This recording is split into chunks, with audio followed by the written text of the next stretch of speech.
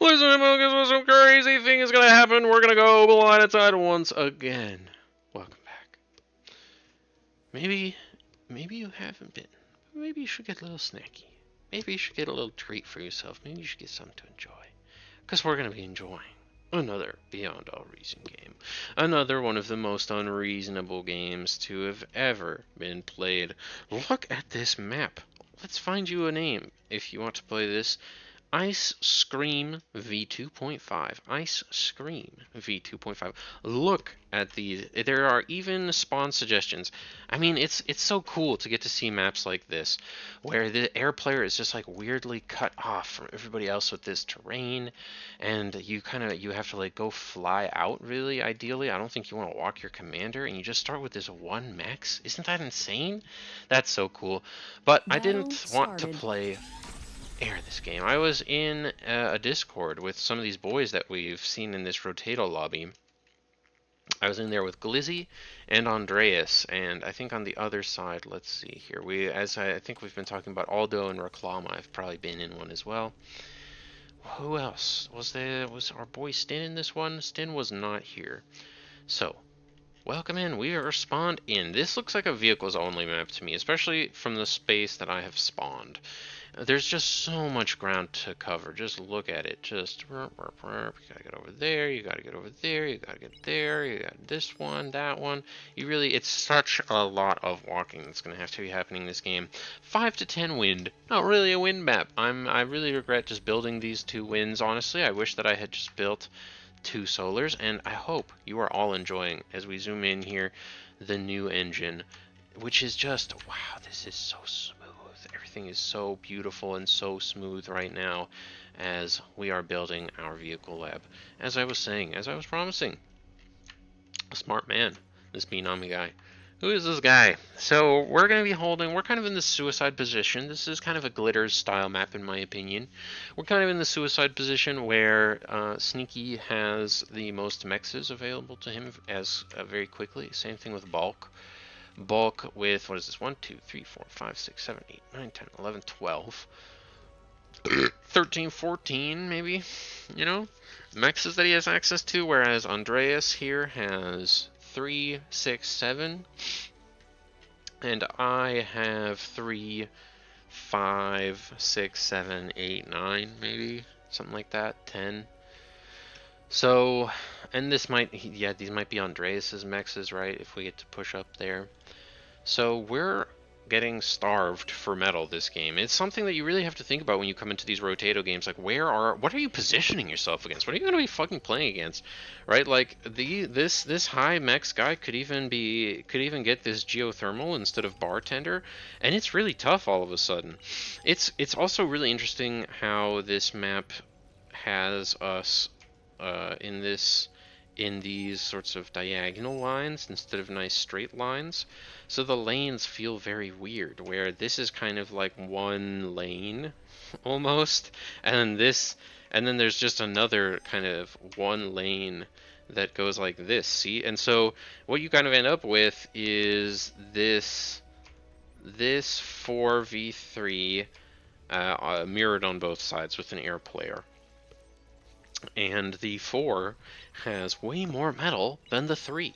It's a very strange setup to me, where I feel like death is very inevitable and going to come very swiftly. And static defense, I think, is really key on our side of the map, where, maybe drawing some battle lines, getting some bigger turrets set up, really is going to be key to being able to hold off against the enemy team, who is going to just have more metal than us, period. We've got Balk on Cortex, unsurprising. Cortex really just feels the best, man. Thugs feel so good.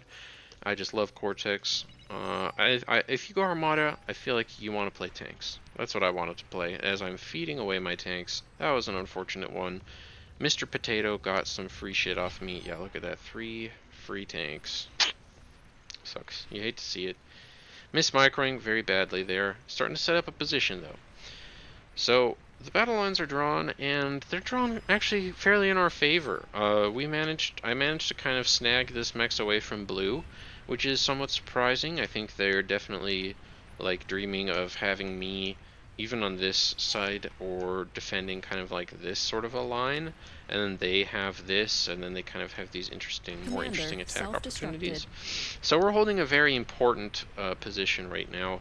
They're poking very well. Look at this fantastic use of rocket bots by Mr. Potato, and I start my front lab.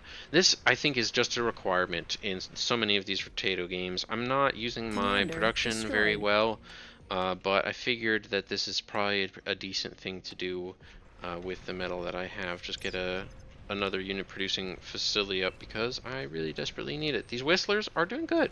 They're doing good. They're starting to take out these maces a little bit. These ticks will definitely harass the shit out of them.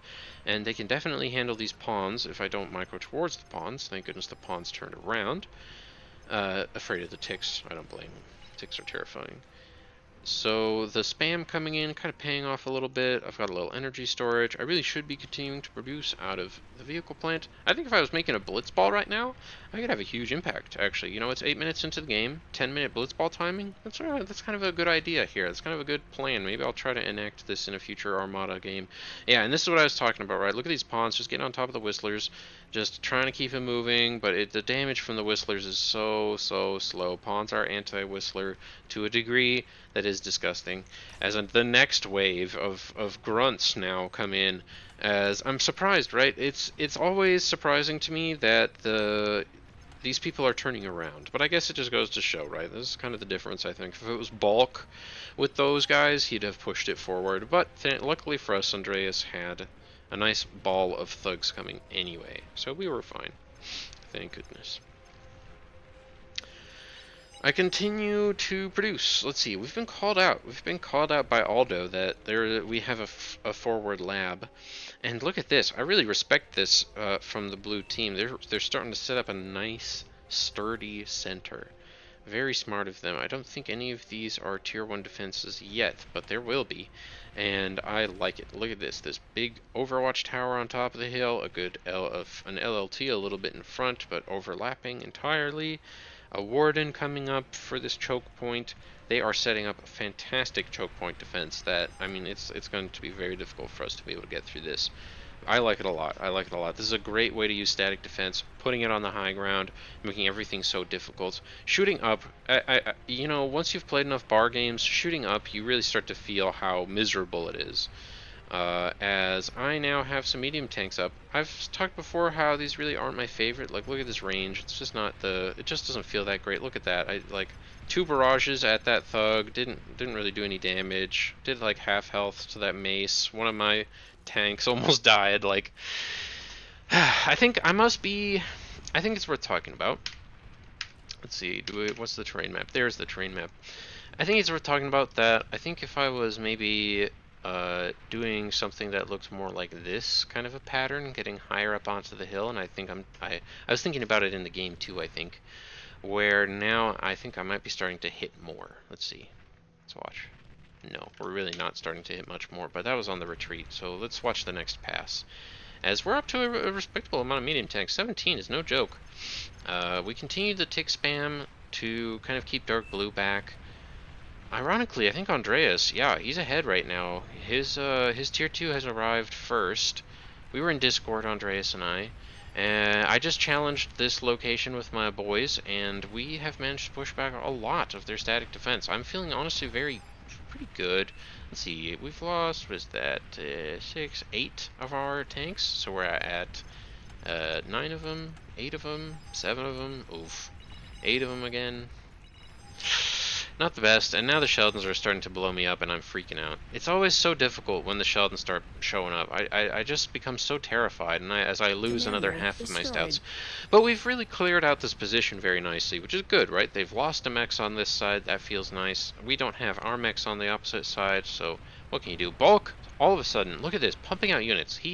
So smart. 2 con bots with your constructor. That takes about 40 seconds for a tier 2 mix.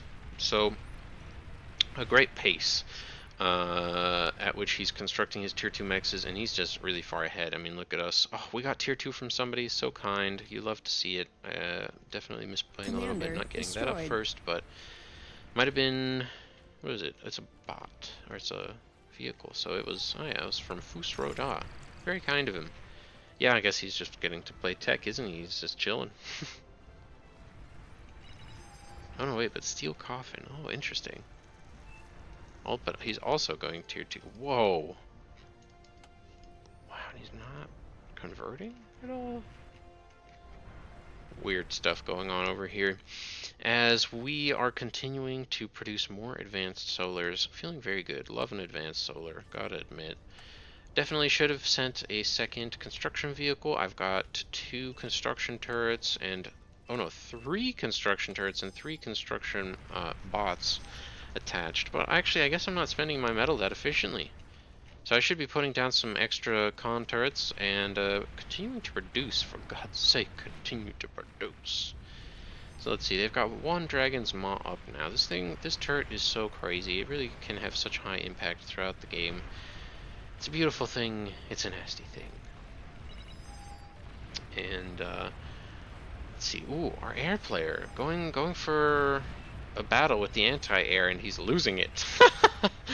As all of this build power keeping the anti-air alive. Ouch! Ouch! Ouch! Ouch! Poor Pink. It was a funny move. 0 impact. Threw away a lot of metal there. As Aldo, he's in the impact stage. I feel like if he saw that, he now knows that it's bomber time. Look at this! Oh, he's got 21! Oh my god! Oh my god! He could come and roll us over right now. We do not. This is not enough fighters. Not nearly enough. Let's see here. Maybe I can pick out the fighters from all this garbage I've got selected. All this garbage.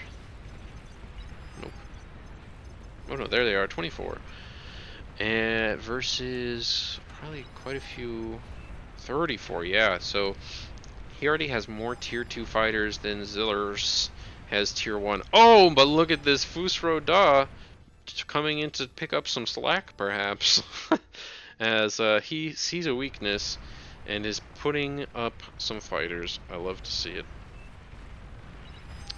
Bulk is coming for us. My my blitzes do a poor impression of a defense, as these fiends they get sniped. The Sheldon Ball is plenty big here, and we are now done with the bulwark. So that'll hold really well. As look at this Bulk with this nutty timing, by the way. Andreas, Andreas could be going tier 3 right now. He's got full metal. Oh, he is beautiful. But Bulk already has, and that's just because he's got so much more metal per second. I mean, look at that. Yeah, 151, 131. He just has so much more than we do. But this bulwark is definitely going to help us. But we desperately need some energy. Oh my god, thank god somebody sent us some. Oh, thank god. Wow. Did he just finish like a fusion or something? No, he's building one. Oof. But yeah, we managed. Look at that. That was a huge Shiva ball. We managed to hold it off. We even got we got a dragon. We got a dragon from our air guy. Wow. Oh wait, that's disgusting. And Andrea just isn't paying attention. He must have gone for it and I missed it. My bad, but we got away with a lot there. Yeah, he must have gone for it. I wonder if he got a lot done there. It doesn't look like he did in the end.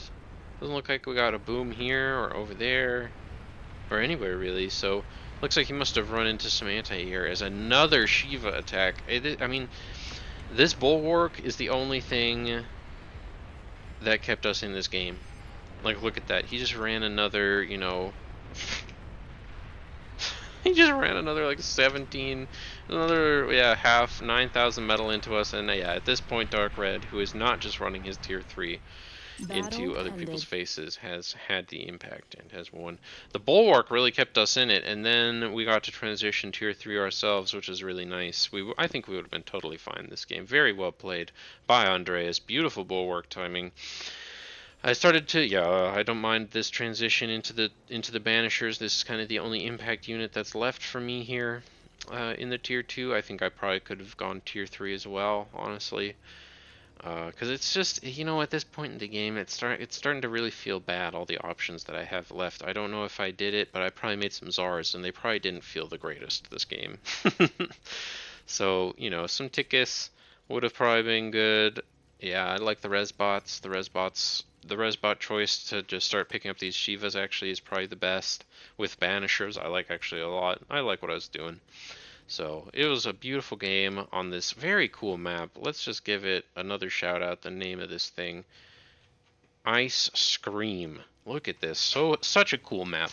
Hopefully you guys hop in a Rotato lobby. Hopefully you guys download bar. Hopefully you like and subscribe. And hopefully I'll see you again next time. Planet Side. Bye bye for now.